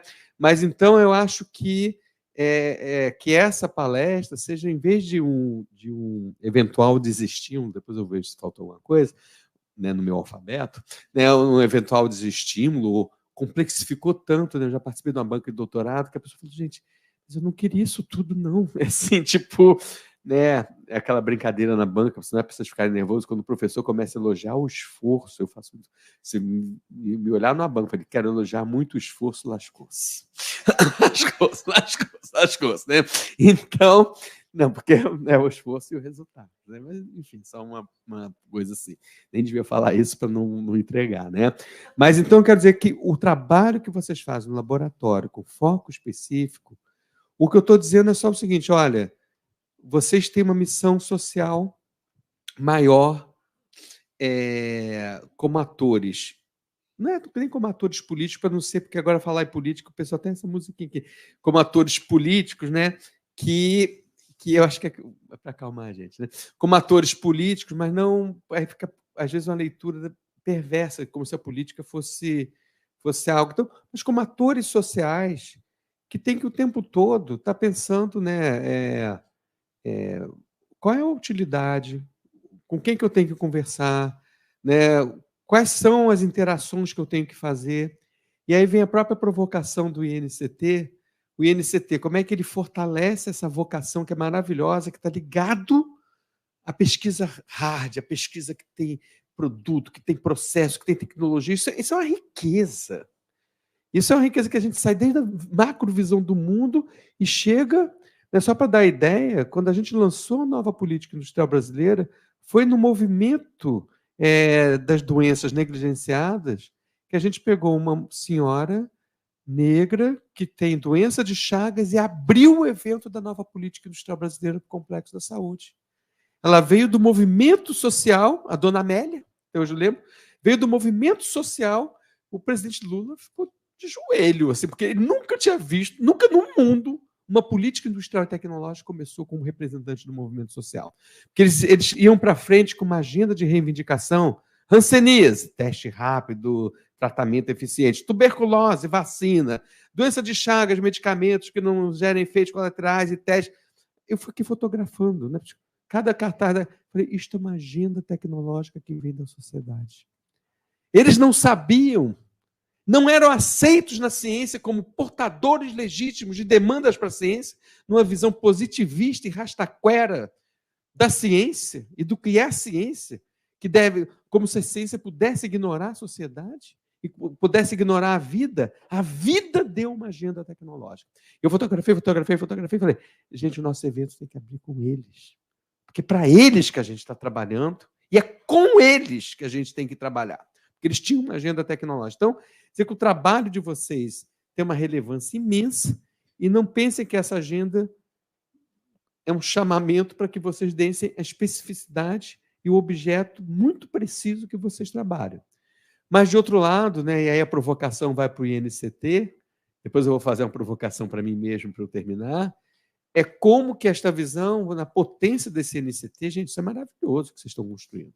Né? Eu sou agradecido ao Lamartine, à Mônica, a vocês, isso é completamente... Você tem alguns agradecimentos, por exemplo, ao ministro Temporão, que, né, a partir dos trabalhos que eu vim desenvolvendo e vim dialogando com ele, inaugura uma geração de política pública para o complexo. Eu acho que vocês colocam, né, este tema com força e vigor dentro da academia, por onde eu não esperava, pela biomédica. Pela biomédica, né? E talvez o desafio que tem para o futuro é como ser mais transdisciplinar. Né? Como é, para este problema, quais são os outros conhecimentos que não estão na caixa? Quais são os outros conhecimentos? Até para assim, eu pedi para crescer mais, mas porque eu ficava assim, gente, já tem doutorando, já tem iniciação científica, já tem mestrado, não sei o quê, são 100 pessoas, são pesquisas. Eu falei, gente, que maravilha é essa? Que felicidade é essa? E, ao mesmo tempo, nada, né, provocar. Tem uma coisa de dialética, vocês desculpem, né? Superação dialética significa que eu supero incorporando o que eu fiz. Não é apenas a superação de negar, é superar incorporando. Né? Então, como é que o NCT se supera a si mesmo a partir do seu próprio sucesso? Né? A segunda comentário que eu queria fazer existe um movimento, né? Eu falei aqui muito da vida, né? Viver é melhor que sonhar, etc. Mas, ao mesmo tempo, nós precisamos de energias. Né? Tem um filósofo, Habermas, que falava das energias utópicas, que no pós-guerra que foi criado o Estado de Bem-Estar, foi criado o Sistema Nacional de Saúde da Inglaterra, foi criado o Sistema de Ciência e Tecnologia no Brasil, havia toda uma utopia de construção de um mundo. E essa utopia, ciência virou bomba nuclear, ciência virou dificuldade de acesso, os sistemas de saúde, as pessoas começaram a ter dificuldade com a burocracia imensa que tinham. Né? A gente viu aquele filme Daniel Blake, se vocês não viram. Vocês têm 2 filmes do Ken Loach, que é 1945, é quando foi criado o sistema de saúde inglês. E depois um certo filme, que é o Daniel Blake, que é o desencanto com o próprio sistema de saúde, com a burocracia, os protocolos, as rotinas. E era o Estado que era o mecanismo de libertação, virando um mecanismo de opressão. Né? Então, esta aposta aqui também é uma aposta como é que a gente recria as energias utópicas que podem mover o nosso presente. Então, também é uma aposta de futuro. Porque alguém um dia me disse, este é o secretário do futuro. Né? E aí eu falei, não, mas sem presente a gente não tem futuro. Então, temos que ajudar esta maravilhosa ministra, primeira mulher ministra da Saúde, primeira pessoa que vem de uma área de ciência, tecnologia e inovação para ser ministra da Saúde, e que eu acho que a gente tem que ter assim, uma percepção do compromisso social de apoiar, né, e de estar junto, aí seguindo até o que o Cecil falou, o SUS, e essa ministra representa o SUS em um projeto civilizatório, e um projeto, eu nem gosto de civilizatório, um projeto de vida, eu acho que já superando uma visão, né, que se tinha quando o SUS foi criado, em que incorpora a diversidade, incorpora a ciência, incorpora a tecnologia, incorpora a inovação. Mas, ao mesmo tempo, né, o que eu estou querendo dizer, se eu sem presente eu não tenho futuro, sem um projeto de futuro eu não tenho energia para o presente. Então, é um pouco... Isto aqui também é da gente reconstruir um projeto em que a vida social é possível, respeitar o planeta é possível, inovar é possível, ao mesmo tempo gerar para a sociedade. Inovar é possível respeitando as diferenças, mas não caindo na armadilha que pode estar intrínseca à tecnologia que a gente está desenvolvendo, onde ela vai excluir mais do que incluir pessoas. Então, o nosso projeto aqui também é um projeto de rejuvenescimento das energias de que viver no Brasil é bom, que viver no Nordeste é bom, que estar aqui em Pernambuco, no Porto Digital, é uma oportunidade, é uma chance que a gente tem, e que a saúde se oferece, e oferece para a sociedade um campo único para que este projeto é viável. Porque a gente tem um sistema de saúde que é generoso, que é uma fila de vacina, você não organiza por raça, você não organiza por nível de renda, você não organiza por local de nascimento, é uma fila de vacina que você organiza pela necessidade das pessoas. Né? Então, acho que um pouco isso sirva como inspiração. Né? E a palavra final que eu tenho que dar para tantos jovens aqui, né? Depois que eu falei da superação dialética, que é incorpora e supere, né? Que vocês também, na agenda de pesquisa de vocês, que vocês possam superar, né? Nunca querer apenas reproduzir o passado. Superar, né? Respeitando os grandes cientistas, respeitando o grande conhecimento que vocês adquiriram na vida, mas sem medo de superar para construir um novo futuro. Super obrigado.